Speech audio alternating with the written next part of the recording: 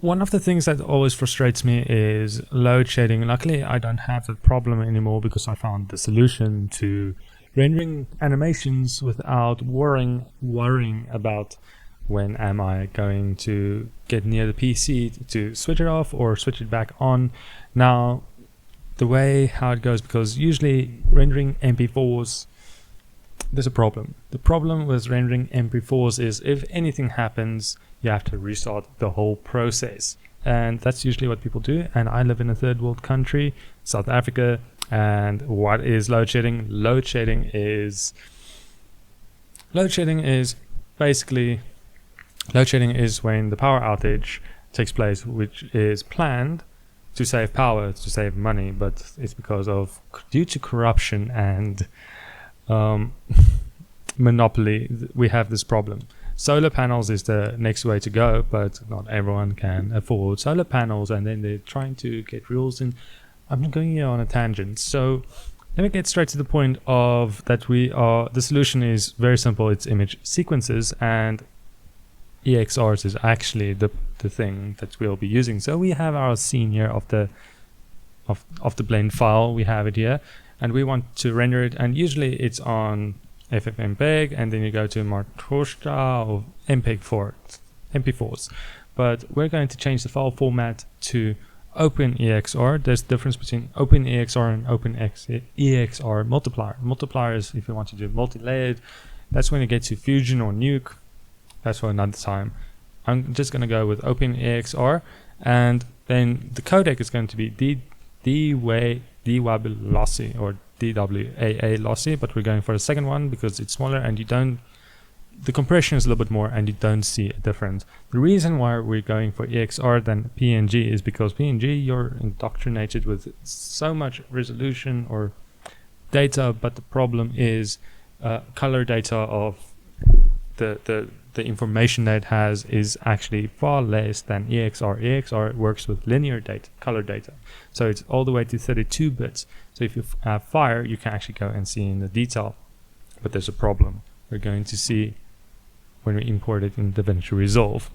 Now, image sequence, you can put overwrite, but that's if you every time when you re-render the animation, then it's going to restart from 1 to whatever final frame it is. So you can switch off override, then render animation, and then you don't have the issue of like if the power outage then and your PC crashes or whatever, you don't have to worry about re-rendering the whole thing because it's the last frame that might be corrupted, or you just go to the next one. And then you have your image sequence. But the problem with DaVinci Resolve is image sequences with steps from 2 or 3, it does not see it. It's consecutive numbers that needs to see. And that I'll do in a separate video of how to do it quickly, because it can be a process, because trying to understand coding, I need to figure it out still.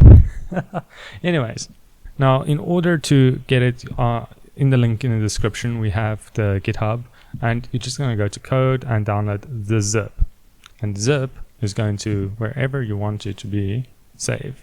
Okay, now we have our zip. Open it, unzip it. We're going to unzip this thing, extract all, extract. Okay, so we have our filmic master. Open your DaVinci Resolve and you have your project file, can be new, old, whatever.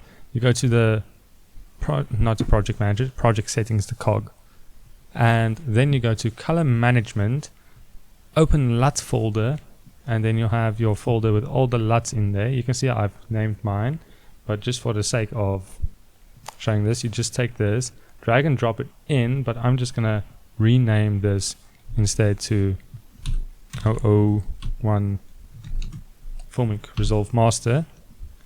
Drag and drop it here, and it's at the bottom, but it doesn't matter. It's going to be all the way on top just to make it easier to locate, because I use EXRs quite a lot. You close that, update list, save, and then let's go to get our projects. Now we have our EXR. As you can see, it's totally blown out. If we play it, you can see it's blown out. we have our EXR here, and it's like all blown out. So we go to our color section, and then we actually add serial node, and right click, LUT. And do you see here on top, it's instead of going all the way down there, it's here on top. Then we go from scene linear to base encoding. Now it's just washed out. And what we do with this, add node, add serial, and we go do the same thing, but we're going to base contrast. There we go, from this to this. Also a little bit blown out, but the thing is it's much more color data in there. So we can go add another node and then go and customize this whole thing. So now we can just take the gamma, take it lower, and boom, we have our animation sequence is being put in. If it does not show the sequence, so here from the start when you import your media and it does not show this, it's on auto automatically, but if it shows like this, which is individual, it will show all the frames, every single one, but you want to put it in as sequence, but auto should figure that out, and then you just put it in, boom. We have our animation here, which looks really cool, and then there's the original. So it's very simple, and then you can just export it as your, let's put this mine coin, and location, browse, save, MP4, 265 encoder, and yeah, that's the add render to queue, render all. There's the render, came out very nicely.